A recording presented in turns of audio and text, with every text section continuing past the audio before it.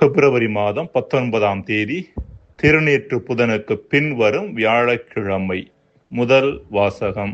இணைச்சட்ட நூலில் இருந்து வாசகம். அதிகாரம் 30, இறைவசனங்கள் 15 முதல் 20 முடிய. மோசே மக்களை பார்த்து கூறியது: இதோ பார், வாழ்வையும் நன்மையையும் சாவையும் தீமையையும் இன்று நான் உனக்கு முன்பாக வைத்துள்ளேன். அது இதுதான். இன்று நான் உனக்கு கட்டளையிடுகிறேன். உன் கடவுளாகிய ஆண்டவர் மீது அன்பு பாராட்டு. அவரை பின்பற்றி அவரது வழியில் நட. அவரது கட்டளைகளையும் நியமங்களையும் முறைமைகளையும் கடைப்பிடி. அப்போது நீ வாழ்வாய், நீ பழுகுவாய்.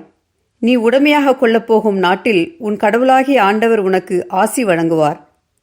ஆனால் உனது உள்ளம் விலகிச் சென்று நீ செவிகொடாமல் கெட்டு வைத்து வேற்று தெய்வங்களை வணங்கி அவற்றுக்கு பணிவிடை புரிந்தால், இன்று நான் உனக்கு அறிக்கையிட்டு கூறுகிறேன், நீ நிச்சயம் அழிந்து போவாய்.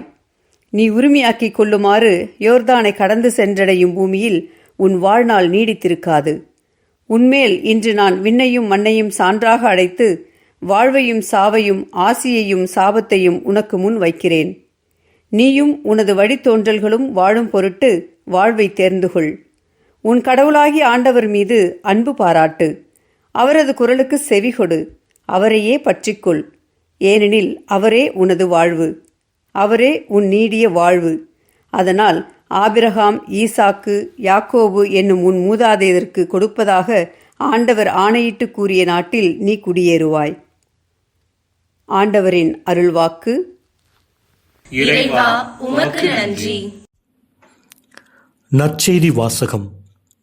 லூக்கா எழுதிய தூய நற்செய்தியிலிருந்து வாசகம். அதிகாரம் 9, இறை வார்த்தைகள் 22 முதல் 25 வரை. அக்காலத்தில் இயேசு தம் சீடரை நோக்கி, மானிட மகன் பலவாறு துன்பப்படவும், மூப்பர்கள், தலைமை குருக்கள், மறைநூல் அறிஞர் ஆகியோரால் உதறி தள்ளப்பட்டு கொலை செய்யப்படவும், 3ஆம் நாளில் உயிருடன் எழுப்பப்படவும் வேண்டும் என்று சொன்னார். பின்பு அவர் அனைவரையும் நோக்கி கூறியது: என்னை பின்பற்ற விரும்பும் எவரும் தன்னலம் துறந்து தம் சிலுவையை நாள்தோறும் தூக்கிக் கொண்டு என்னை பின்பற்றட்டும். ஏனெனில் தம் உயிரை காத்துக்கொள்ள விரும்பும் எவரும் அதை இழந்து விடுவார். என் பொருட்டு தம் உயிரை இழக்கும் எவரும் அதை காத்துக்கொள்வார். ஒருவர் உலகம் முழுவதையும் தமதாக்கிக் கொண்டாலும் வாழ்வையே இழப்பாரெனில் அவருக்கு கிடைக்கும் பயன் என்ன? ஆண்டவரின் அருள்வாக்கு. கிறிஸ்துவே, உமக்கு புகழ். அன்புக்குரியவர்களே, மனிதர்களுக்கு கடவுள் கொடுத்துள்ள ஒரு மாபெரும் கொடை தேர்ந்தெடுக்கும் திறன், த பவர் ஆஃப் சாய்ஸ். நல்லது, கெட்டது, வாழ்வை உயர்த்துவது, வாழ்வை வீழ்த்துவது, மேன்மையானது, கீழானது என்று பல்வேறு வகையான காரியங்கள் நிரம்பியுள்ள இவ்வுலகில் தங்களது தேர்ந்தெடுக்கும் திறனை சரியாக பயன்படுத்துவோர் மட்டுமே மேன்மையானவற்றையும் நல்லவற்றையும் தேர்ந்தெடுத்து தங்களது வாழ்வை வளமாக்கிக் கொள்கின்றனர்.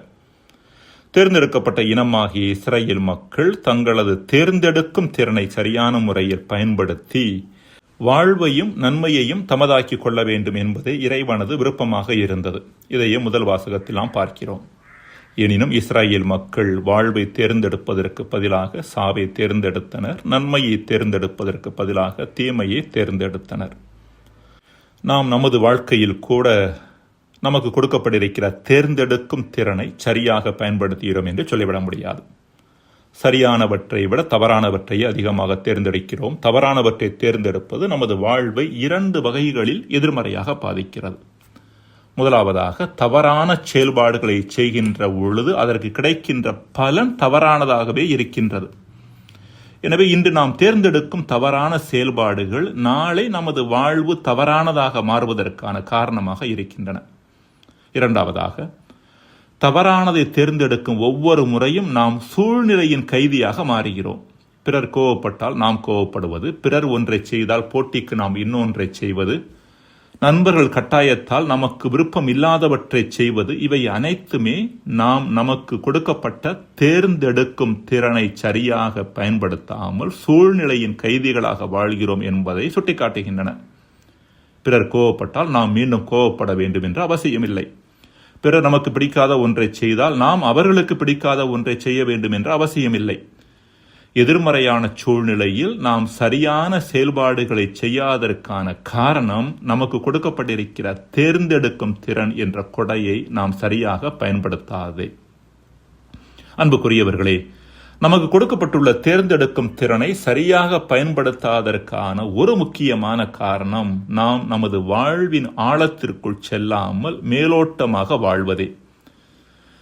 மேலோட்டமான முறையில் தங்களது வாழ்வை அமைத்துக் கொள்ளக்கூடிய நபர்கள்தான் மேலோட்டமானது உண்மை என்று நம்பி தவறானதை செய்ய ஆரம்பித்து விடுகிறார்கள். வாழ்வின் ஆழத்திற்குள் பயணிக்கின்ற மனிதர்களோ வாழ்வின் மட்டில் சரியான பார்வை கொண்டு தங்களது வாழ்வை எது உயர்த்துமோ அதை தேர்ந்தெடுத்து வாழ்வை வளமாக வாழ்கின்றனர். வாழ்வின் ஆழத்திற்குள் பயணிப்பதற்கான ஒரு வழியை இன்றைய நற்செய்தியில் இயேசு நமக்கு கற்றுத்தருகின்றார். இன்றைய நற்செய்தியில் இயேசு தம் உயிரை காத்துக்கொள்ள விரும்பும் எவரும் அதை இழந்து விடுவார், என் பொருட்டு தம் உயிரை இழக்கும் எவரும் அதை காத்துக்கொள்ளுவார் என்று சொல்லுகின்றார். அறிவிற்கு முரணாக தெரிகின்ற இந்த வாக்கியத்தினுடைய பொருள் என்ன? இன்று மனிதர்கள் பணம், பொருள், வசதி, பதவி முதலியவற்றை தேடி ஓடுகின்றனர். எதற்காக? தங்களது வாழ்வை காத்துக்கொள்ளும் பொருட்டே. அதாவது மேற்கண்டவை அனைத்தும் தங்களது வாழ்விற்கு வளமை சேர்க்கும் என்ற எண்ணத்தோடுதான் அவற்றை நாடி ஓடுகின்றனர். ஆனால் அவற்றின் வழியாக தாங்கள் விரும்பும் வளமையை பெற்றுக் கொள்கின்றார்களா என்கிற கேள்வியை எழுப்பினால் பல வேளைகளில் இல்லை என்கிற பதிலே கிடைக்கிறது. மேற்கண்டவற்றை தேடி ஓடும் அவசரத்தில் உறவை உதாசீனப்படுத்துகின்றனர். வாழ்வின் சிறு சிறு நிகழ்வுகளில் கடவுளின் கரம் செயல்படுவதை மறந்து விடுகின்றனர். வாழ்வு நீரோட்டத்தோடு இணைந்து பயணிக்காமல் இருந்து விடுகின்றனர். ஒட்டுமொத்தத்தில் வாழ்வில் இருந்து அந்நியப்பட்டு விடுகின்றனர். இதற்கு மாறாக ஒரு நபர் தன் உயிரையும் பாதுகாப்பையும் பற்றி கவலைப்படாமல் இந்த சமூகத்திற்காக உழைக்கிறார் என்று வைத்துக் கொள்ளுவோம். அதற்காக நிறைய இழப்புகளையும் தியாகங்களையும் மேற்கொள்ளுகிறார் என்று எண்ணிக்கொள்ளுவோம்.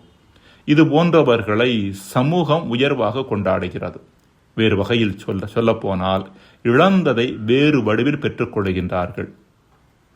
ஹென்றி டேவிட் தொரே என்பவர் ஒரு மனிதன் எந்த அளவிற்கு இழக்க தயாராக இருக்கிறானோ அந்த அளவிற்கு அவன் மேன்மையானவன் என்கின்றார்.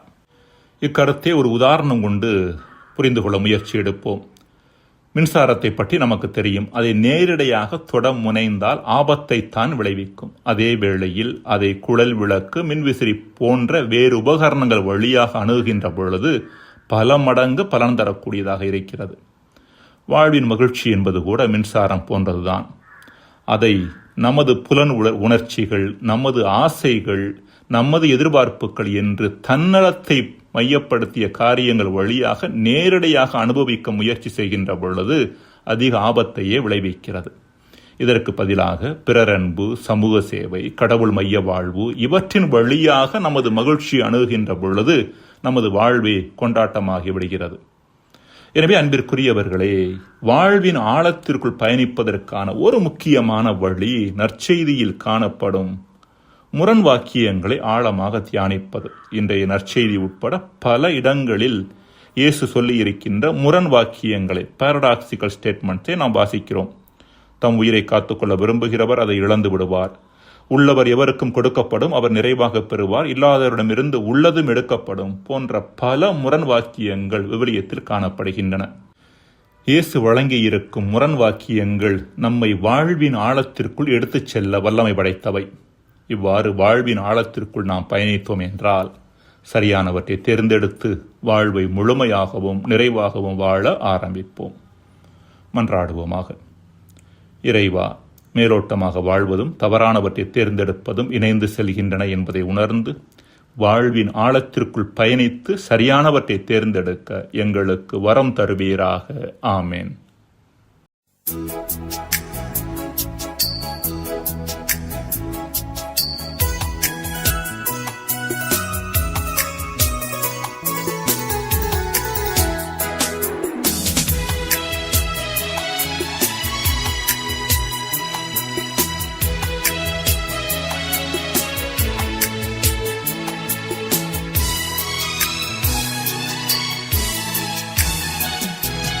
மனதாலும் உடலாலும் இறைவா, நான் உனதாக வந்தேன், ஏற்றருளுமே.